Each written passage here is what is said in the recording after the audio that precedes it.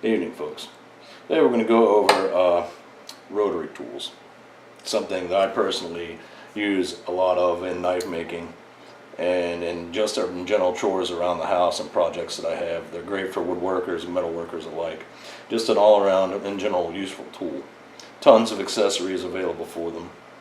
And of course, like most people, I started out with the Dremel. And the Dremel is just a fantastic tool. It really is, but it's not made for doing knife work and metal work. It really just isn't cut out. The motor is not big enough. You know, the steel I use, this is just an example here. This little knife is a piece of 3/16. The first Dremel I owned, I burnt up on steel just like this. So now that I'm working on 1/4 inch, I had to get a little bit more serious rotary tool. And with die grinder, they had the electric ones, but they're really expensive. You know, they run $400 to $500 for a good one. With pneumatics and using a air powered one, I just don't have the shop space because my shop is basically 8 by 10, so I went with the electric. And after tons and tons of research, what I concluded the best that I was going to get was the Foredom. And that's what we have here today, is my Foredom TX. This thing is an absolute beast. It would definitely get Mr. Torg's badass seal of approval. We at the Torg Corporation sincerely believe this is fucking awesome! The TX is the biggest in their line, and the pertinence on the back, you can see it's the 3 amp running at 120 volts. It says 125, but it'll work on 120 just fine. It's 1/3 horsepower with 1500 RPM max. The case is all steel. There is no plastic on this blasted thing. And you can see here at the top of the head, you have these bolts right here. And these are designed to allow you to take this head unit apart and get down and be able to fix the motor, even replace it if necessary. These big screws here and the sides are designed to pull out and allow you access to the brushes, to change the brushes. This is a 1/3 horsepower motor, so it uses some pretty substantial brushes. And it comes with this little hanging deal, which is what I use most. The hanging bracket is actually pretty useful instead of just letting it lay on its side, which causes the motor to jerk around and flop when you start it up. When it's hanging, you know, you don't really notice the jerking so bad. You can get a permanent mount bracket, which basically functions like this, that torques in where this thing would go in and mounts to a desk. The bad thing about that is you lose the mobility. You're not able to move the unit around wherever you need it. So, simple old coat hanger, metal coat hanger, bent with 2 hooks, hung up wherever you're going to use it, works just fine.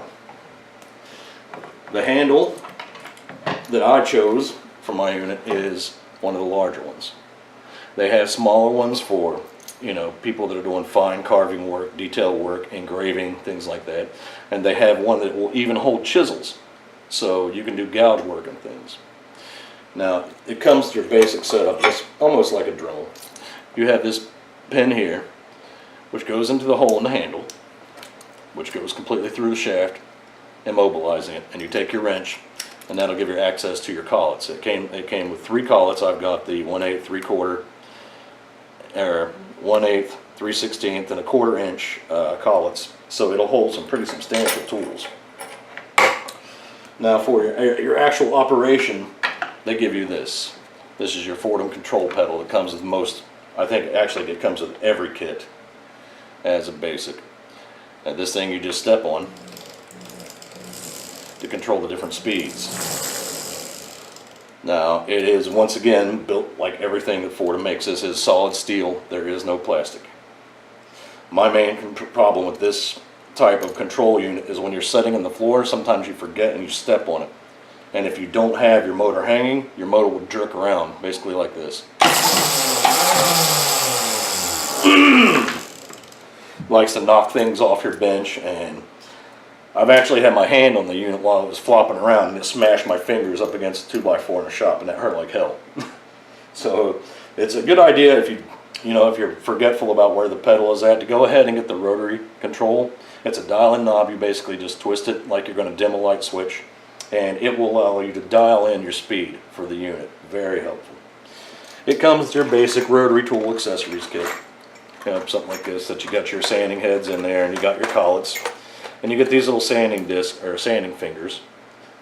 They're made for doing fine work and things like this, but on metal they're absolutely useless. You got a cutting burr, which is high-speed steel cutting burr, pretty good. And you've got some wood burrs in here and sanding or wire heads. Pretty useful kit all in all. Just not a lot of resources in there. It also comes with a accessory holder. Now, this sets like this on your desk and it's able to spin and rotate and give you access to your different tools. I don't really know why it's necessary, but I do not like this. When you put your stuff in here, the accessories have a bad habit of falling out, especially if you had anything that vibrates really hard in your shop. Like some of my bigger handheld belt sanders, they vibrate pretty hard. The accessories will just fall out of this thing. If it gets bumped, the accessories fall out of it because it's not actually really mounted very solid to the base here. So this, I don't know why they included it. It's actually pretty useless. As far as accessory kits go, if you're looking for a big one for your rotary tool, they sell this case at Amazon. You can see it's pretty much got everything. I gave $30, and no, I'm not being paid to say this. This is my choice of an accessories kit because it's so inclusive. Sanding wheels, grinding wheels. It's got diamond coated metal burrs. It's got cut-off wheels. It has two different types of wire wheel, the brass and the steel. It's got buffing pads. It's got Scotch-Brite pads. It comes with flap wheels. And on the bottom, you can't leave the case open. You've got sanding drums. You've got grinding stones. You've got 6 different compounds for buffing and polishing. You have more of those little fine-toothed sanding wheels. You have more of the Scotch-Brites. You've got more buffing pads. And you have a ton more of the wood burrs and drill bits and even a metal cut-off disc. This is about inclusive of a kit as you're going to find. And like I said, it goes for about $29, $30 on Amazon. Now with mine, like I said, I have not yet found anything to slow this machine down. I've worked 1/4-inch steel. I've cleaned welds with it. Used it to make my foundry, and I was sanding on some refractory cement, and it does just great. The next purchase I'm going to make for this thing will be the control knob because I do not like that pedal. It works like a sewing machine. I don't use a sewing machine, therefore I'm not very good at remembering that it's in the floor. Anyway, hopefully now that I've got the new camera, ladies and germs, I'll be able to make more videos. I'm going to try for one a week. And most of it will be about knife making and metalwork. But I will do different things as time progresses. Anyway, if you like the video, give me a sub. And just tell your friends. Anyway, guys, thanks for watching. Next week, hopefully, I'll be able to show my metal foundry and works. You guys have a great day.